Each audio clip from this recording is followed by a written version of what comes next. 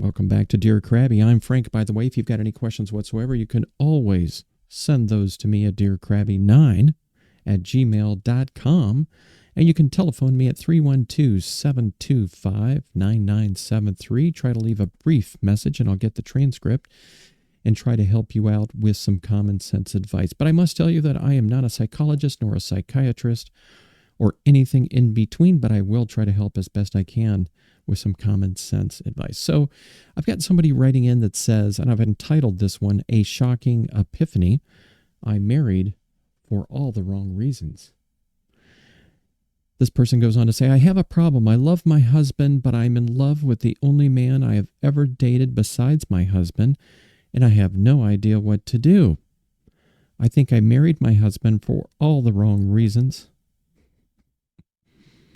We have a 2-year-old and one on the way, and my husband has cheated on me several times. Recently, my other love called me, and I think he is the one. What should I do? So you're really looking for help with a dumpster fire, I can tell.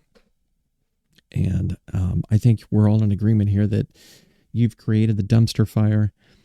So yeah, you've got a problem here. You love your husband, but you're in love with somebody else. And you're in agreement here that you married your husband for all the wrong reasons. And I don't know what those are, but I think you've really got to figure out, it's time to fish or cut bait. And it was that time a long time ago.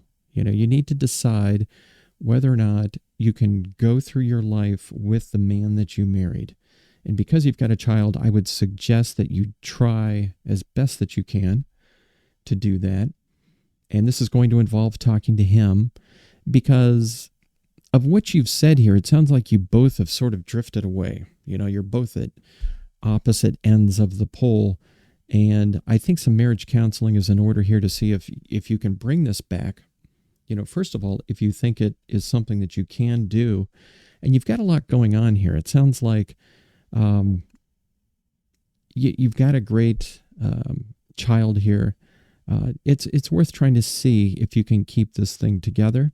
So first of all, I'd suggest some marriage counseling, and you've really got to look, before you even go there, you've got to look into your heart and decide whether or not you can do this. I'm not suggesting that you go through hell for the next 20, 30, whatever amount of years, but look at why you got into this, and there must be something good about the man, and kind of take an assessment of that.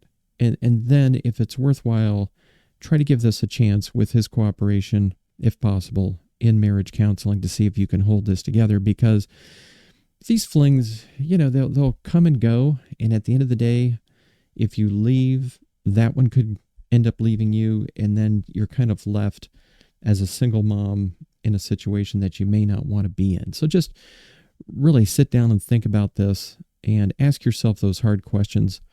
And I wish you the best of luck. So the next question reads like this. Hi there, Crabby. I've been broken up with my boyfriend for over a year, but we were on and off for 4 years in university, at the end occasionally sleeping together. He moved back to Vancouver after we graduated, and although we weren't hanging out much, I thought he would have said goodbye, but he didn't. I was really mad and texted him a message that said, "Never speak to me again." He never responded, and a few months later I tried to get in touch with him. He emailed me back and said he was uncomfortable communicating because he didn't want to be attacked again. I left it at that and didn't respond. Recently I tried to say hi on Snap and he was cold as a fish. He didn't want to chat and has not been in touch at all. I feel awful. It hurts me that we're not communicating, and I regret what I did. I look constantly at his Facebook page. Please tell me what to do. I can't seem to forget about him, and I really want him to be responsive and want to talk again. Signed, Sad. This is just a communication issue here, and it sounds like he just needed a little bit of time to kind of work through what you said there.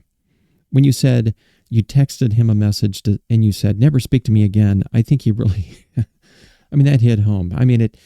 You struck pay dirt there with that one.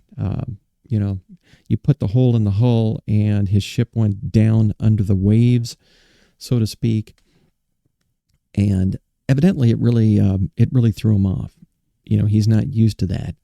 So I hope a little bit of time has passed. I think you might want to address that text that you made when you get back in touch, or try to get back in touch, because that is the core problem here. Never speak to me again is pretty harsh. So get back in touch any way that you can, through Facebook, Snap, whatever you can do, and address that problem that you said to him, and give him a little background as to why you said that, and some of the things that were going on in your life perhaps at the time, and try to indicate that you weren't as mad as that text sounded, and just try to patch this back up. I think that you can do it, but you're going to have to hit that problem text. You're going to have to address that. I'm sorry to say here. So the next one is entitled Time Out. She's getting mixed signals in Massachusetts. And she goes on to say, hello, well, I've been seeing this guy for 3 months. He lives 30 minutes away, and we're both single parents, and we see each other 2 days a week. And he calls me every day, wants to know what I'm doing and what I did. But then he acts like he doesn't care. I don't know what to think anymore. He says he loves me, but I have my doubts. I'm so confused with this whole relationship. I can see why. I've given him every opportunity to just be friends, but he keeps saying he loves me. I'm so confused. Tell me it's a one-way street, or I feel like it's a one-way street, she says. So here's the thing. He calls you every day, and he wants to know what you're doing and what you did, but then he acts like he doesn't care. So what in the heck are you telling him when he calls? What are you saying to this guy? Because he's invested. He's calling you every day. That's a good thing. So now I'm kind of curious about what the hell are you telling him when he calls you? But then, because that's when he acts like he doesn't care. So something in that conversation is toxic. I don't know what it is, but I would advise maybe just thinking through this on his behalf, and think about what you say, the way that you're saying it, and just try to understand that for whatever reason, it's sort of maybe not what he wants to hear or whatnot. Try to be more engaging with him, but just be sensitive about what you're saying.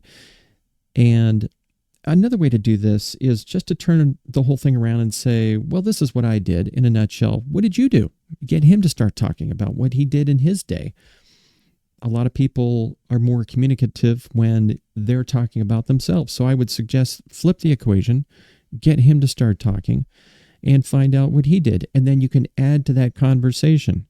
But for whatever reason, I don't know what the heck's going on with the conversation that you're having with him, but for him to act like he doesn't care, there's something in that. And let's assume that it's not detrimental to the relationship long term, and that it's just something that he doesn't like in the conversation. But I would try that. Try to flip the conversation, get him talking, and I think you'll be off to a great start on this, and it won't be a one-way street like you say.